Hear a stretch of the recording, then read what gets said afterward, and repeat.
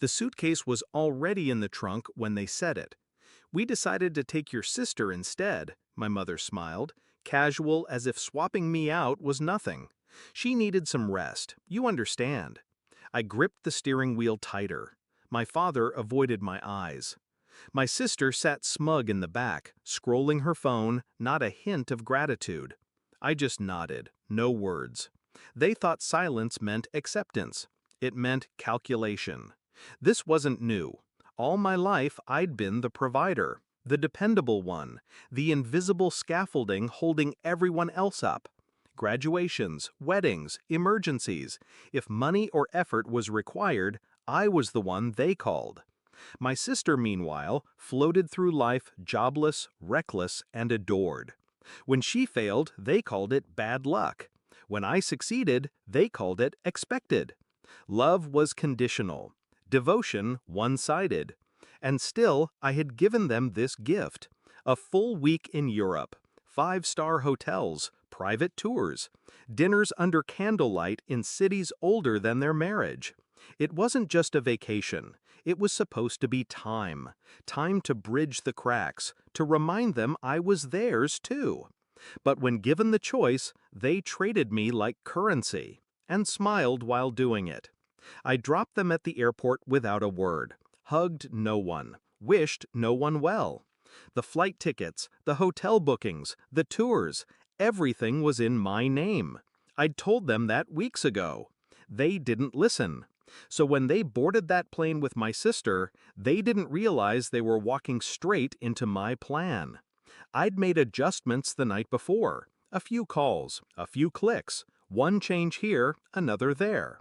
The seats in business class? Downgraded to economy, far back by the bathrooms. The five-star hotel in Paris? Canceled, rebooked under my name. Their new booking? 2 stars, no elevator, one bathroom down the hall. The tours and dinners? Gone. Every confirmation tied to my ID, my card. I didn't cancel everything, that would have been merciful.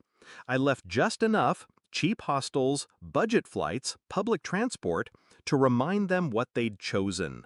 Luxury into labor, gift into punishment. When they landed, the calls started. First, cheerful confusion.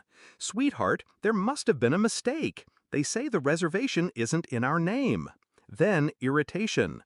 "We're standing outside with our luggage. Do something." Then panic. "They're asking us to pay for the room. It's filthy. This isn't what you promised." Finally, desperation. "Please, we can't stay here. Your sister is crying. Help us." I let each call ring out, each voicemail filled with the same realization. They had chosen her comfort over mine, and she couldn't save them. Meanwhile, I boarded my own flight, first class, champagne in hand, seat reclining into a bed. When I landed, a driver waited with my name on a card. The city lights shimmered like they were welcoming me alone. While they dragged suitcases down cobblestones, I strolled into marble lobbies. While they argued with hostile clerks in broken English, I sipped wine in Michelin-star restaurants. While they stood outside tourist attractions counting coins, I stood inside private galleries, doors opening at my arrival. We were in the same cities, but different worlds. By the end of the week, I'd lived the trip they'd denied me, and they'd lived the consequences of dismissing me. The final call came on the 6th night. My mother's voice cracked through the voicemail. "We made a mistake." Silence, a ragged breath. "I'm sorry, sorry." The word I'd waited my whole life to hear. But it didn't move me, because apologies given in desperation aren't apologies, they're survival. When I picked them up from the airport, their faces told me everything.